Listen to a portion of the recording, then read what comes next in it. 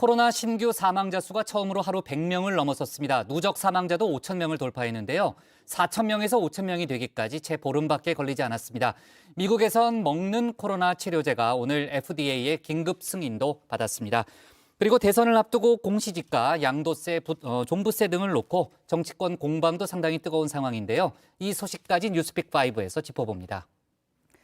네, JTBC의 가장 빠른 저녁 종합 뉴스 뉴스픽5 시작해 보겠습니다. 오늘 준비한 픽은요. 하루 사망 100명 돌파, 공시지가 10% 상승, 윤석열 장모 징역 1년, 그리고 손주를 자녀로 아카데미 간 나무입니다. 이 단계적 일상회복의 핵심 지표라고 할 수 있는 위중증 사망자 수가 또 한 번 동시 역대 최다 기록했습니다. 결국 하루 위중증 환자 1,000명, 사망자 100명 시대가 도래했습니다. 대통령께서 준비가 부족했다. 죄송하다라고 사과의 말씀을 드렸지 않습니까? 예. 다시 일상회복으로 돌아갔을 때 이런 일이 일어나지 않도록 병상과 인력 등 이 준비를 철저하게 하자면 안 된다. 네. 네, 현황부터 살펴보겠습니다. 신규 확진자는 6,919명입니다. 오늘도 7,000명에 육박했습니다. 위중증 환자는 1,083명, 또 역대 최다고요. 사망자는 109명, 코로나 발생 이래 처음으로 하루 사망자가 100명을 돌파했습니다. 누적 사망자는 5,015명입니다. 특히 사망자 수의 증가 속도가 무서울 정도입니다. 지난 1월 초에 누적 1,000명을 넘어선 뒤에 6월 말 2,000명이 되기까지는 5달 반가량이 걸렸습니다. 이어서 3,000명까지 143일, 4,000명까지 28일 걸렸습니다. 그리고 5,000명을 돌파한 오늘까지 불과 보름밖에 걸리질 않았습니다. 자, 의료 현장은 연일 악화일로를 걷고 있는데요. 정부는 다음 달까지 병상 10,000개를 확충하겠다면서 기존의 중환자실 입원 환자 중에 입원 20일을 넘긴 이들에게 병상을 비우라는 행정명령까지 내렸습니다. 만약 환자가 의학적인 근거가 없는데도 전원을 거부한다면 치료비 본인 부담은 물론 100만 원의 과태료까지 물리겠다는 입장입니다. 문제는 뭐냐면 실제로 이동이 불가능한 환자들이 꽤 있습니다. 이 에크모 장치를 중단할 수 없어 중증의 폐렴이 지속이 되면서 호흡부전이 계속되기 때문에 이동형 인공호흡기로는 환자를 이동할 수 없는 그런 상황도 있을 수가 있습니다. 20일로 제한하는 거 비현실적이다 이런 말씀이신 거죠? 강제하기에는 현장의 상황이 그렇게 만만치는 않다라는 거죠. 알겠습니다. 또 정부는 국립중앙의료원을 비롯한 공공병원 4곳에는 아예 일반 환자를 받지 않겠다고 했습니다. 현재 입원 중인 일반 환자도 다른 병원으로 옮기겠다고 했죠. 어쩔 수 없이 이게 전환을 해야 됩니다. 이거 우리가 하고 싶어서 하는 것들 뿐이다라고 설명을 해도 그냥 뒤집어지시는 분들도 계시고 각 병원마다 일일이 전화해서 부탁하고 사정하고 아예 받지를 않아요. 저희만 쥐어짠다고 될 게 아닌 것 같은데요. 무엇보다 병상만 늘린다고 다가 아닙니다. 의사와 간호사가 최소 1,200명이 더 필요합니다.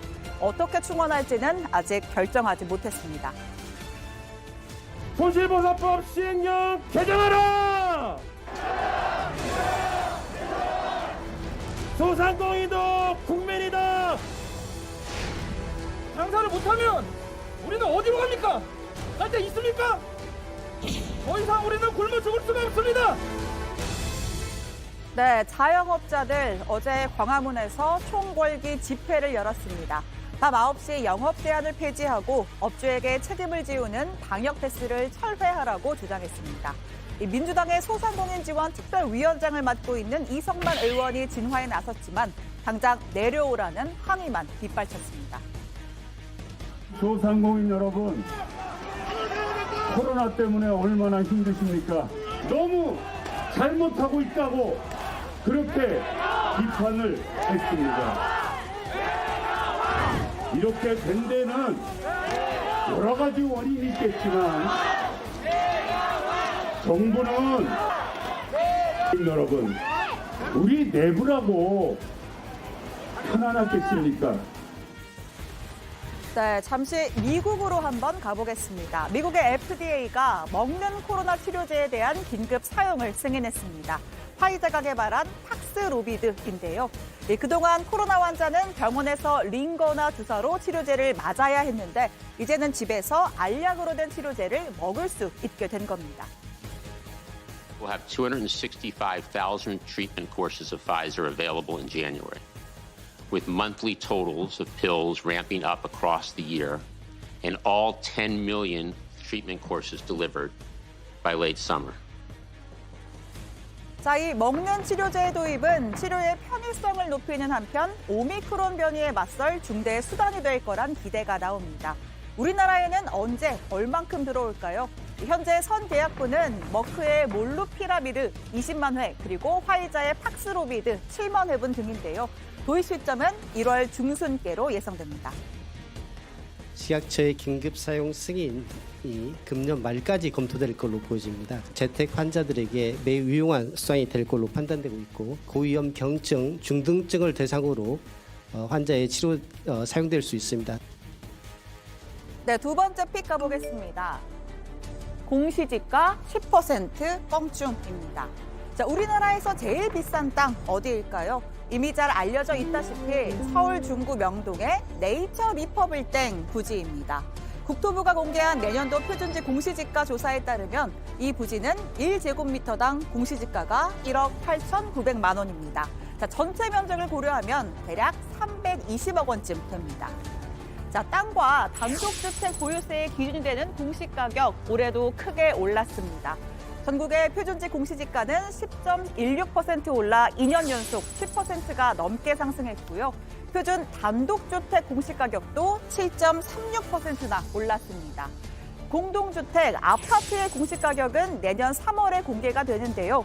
올해 상승폭이 19%였던 걸 고려하면 내년엔 20% 이상 오를 가능성이 큽니다. 집값이 오르면서 공시지가도 막 그 비례해서 같이 막 오르니까 우리는 집값이 오르면 상대적으로 세금이 너무 많아져가지고 그게 굉장히 힘들거든. 세금 때문에 돈 벌러 다녀야 된다니까. 네, 그렇습니다. 공시가격이 오르면 세금도 오릅니다. 이 재산세와 종합부동산세 등의 보유세, 그리고 건강보험료가 따라 늘게 되죠. 이 세금과 민심, 뗄래야 뗄 수 없는 관계입니다.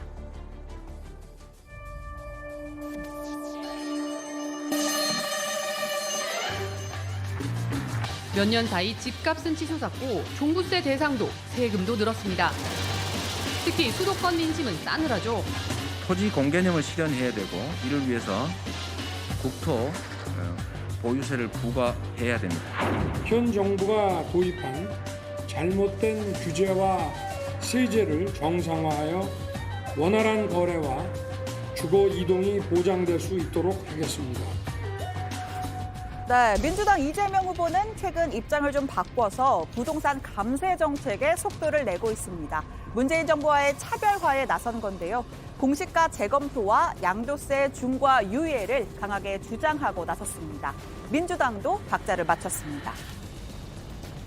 양도세 중과 자체를 저희가 없애자는 건 아니기 때문에 계속 설득해 볼 생각이고 지금 선거가 얼마 안 남았기 때문에 2022년 공시가격 변동으로 1세대 1주택 과세자가 납세자가 재산세와 건강보험료 등의 부담이 늘지 않도록 대책을 마련해서 내년 3월 정부가 발표할 계획입니다. 네, 내년 3월 차기 대선이 있는 달입니다. 당장 야당에선 선거용 매표 동결 아니냐는 비판이 나왔는데요. 한편으로 이렇게 뭐 공시가격도 동결을 하고 재산세도 동결하고 한다고 하면서 또 다른 한편으로는 자기 캠프 내에서 뭐 국토 보유세 같은 거를 도입을 해가지고서 기본 입장이 뭔지 잘 이해가 되질 않아요. 네, 오늘 국민의힘 윤석열 후보 부동산 세금을 정상화하겠다면서 새 공약을 발표했습니다. 주택 공시가격을 지난해 수준으로 환원하고 종합부동산세와 재산세를 통합하겠다는 겁니다. 전체적으로는 공시가격을 환원하고 부동산 세제를 정상화하여 국민의 부담을 확실히 줄이겠다는 공약입니다. 특히 1주택자에 대한 세율은 이 정부 이전 수준으로 인하하겠습니다. 청와대와 정부 입장 어떨까요? 1주택자의 보유세 부담을 완화하는 대책 검토하고 있다면서도 양도세 중과 유예는 전혀 검토하지 않는다라고 했습니다. 다만 민주당이 부동산 세금 정책을 논의할 워킹그룹을 꾸리기로 하면서 이재명 대 청와대의 정면 충돌 일단 피했습니다.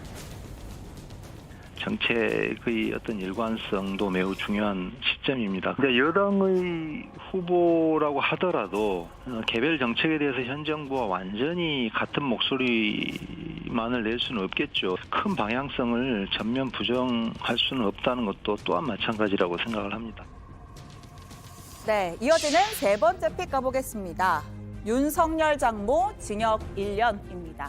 토지 매입 과정에서 통장 잔고증명서를 위조한 혐의로 재판에 넘겨진 윤석열 후보의 장모가 1심에서 징역 1년형을 선고받았습니다.